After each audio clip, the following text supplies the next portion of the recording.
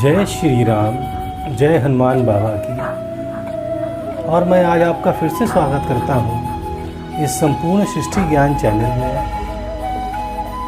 हम लोग आज बात करने जा रहे हैं विष्णु परिवर्तनी एकादशी के बारे में, या कहिए विष्णु परिवर्तन एकादशी।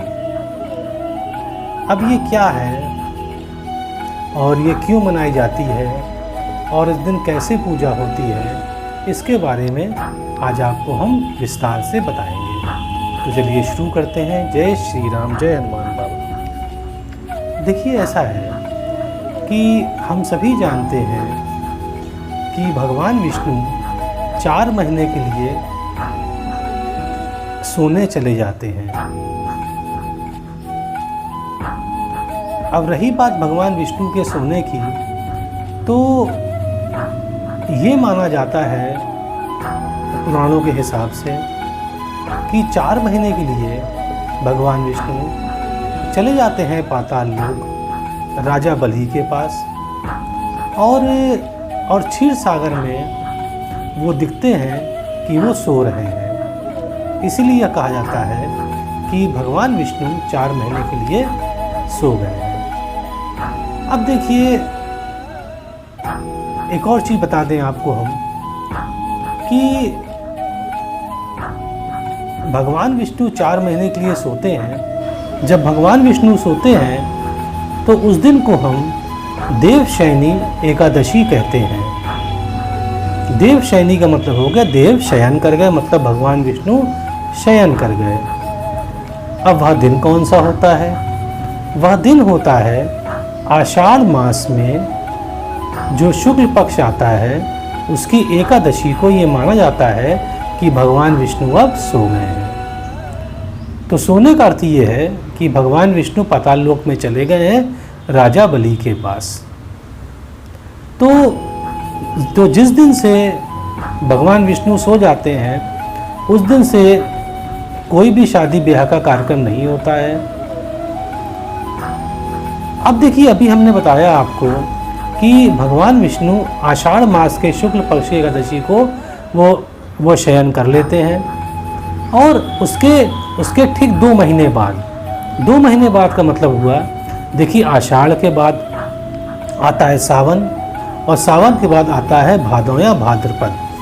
तो भादव के जो शुक्ल पक्ष होता है और उसकी एकादशी को भगवान विष्णु ये करवट बदलते हैं। इसीलिए जो आज वीडियो हम बनाया है हमने, इसीलिए इसको कहा गया है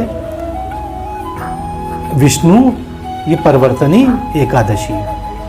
तो इसका मतलब ये हुआ कि जो विष्णु परिवर्तनी एकादशी होती है, वह पड़ती है भादव या भाद्रपद के शुक्ल पक्ष की एकादशी में, और इस दिन कहा जाता है कि भगवान विष्णु ये करवट बदलते हैं।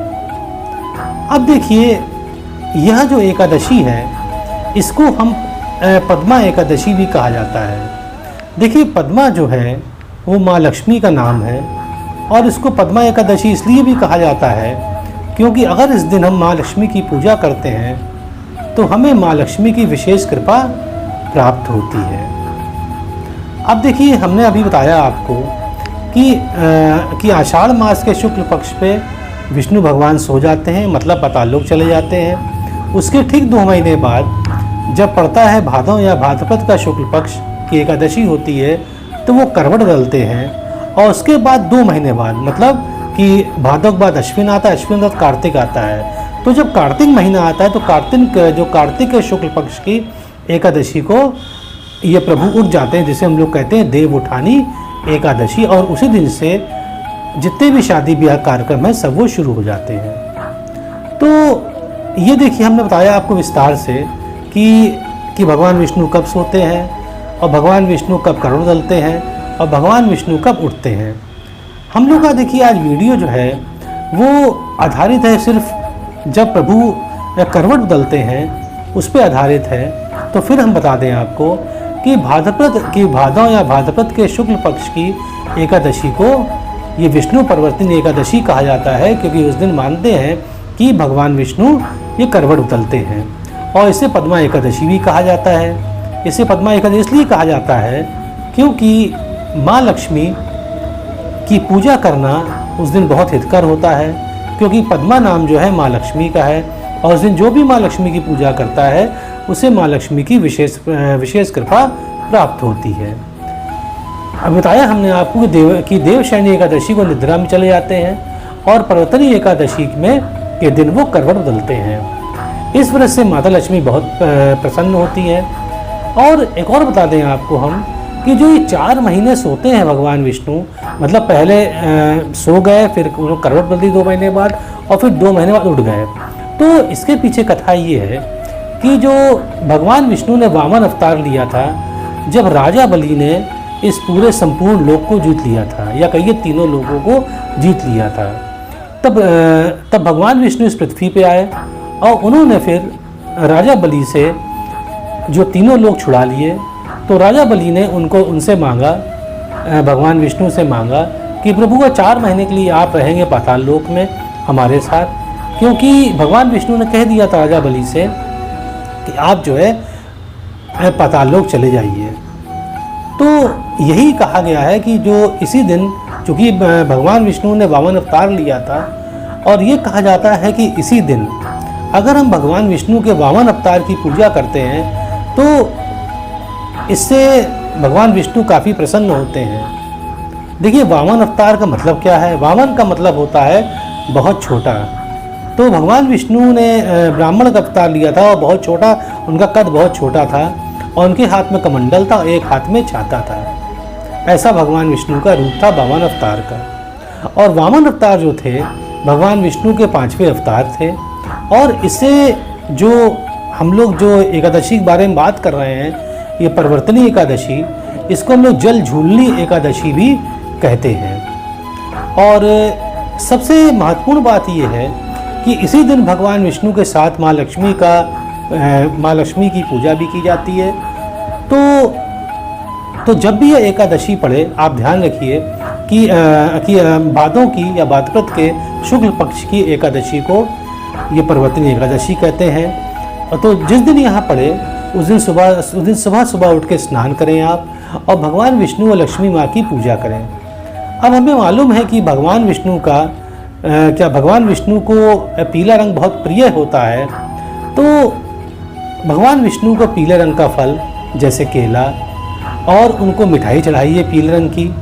इसके अलावा उनको पीला वस्त्र प्रभु को दीजिए, और बाद में वो वस्त्र दान कर दीजिए किसी ब्राह्मण को। और ये ध्यान रखिए कि पूजा सामग्री में गुड़, तिल और तुलसी शामिल जरूर करें।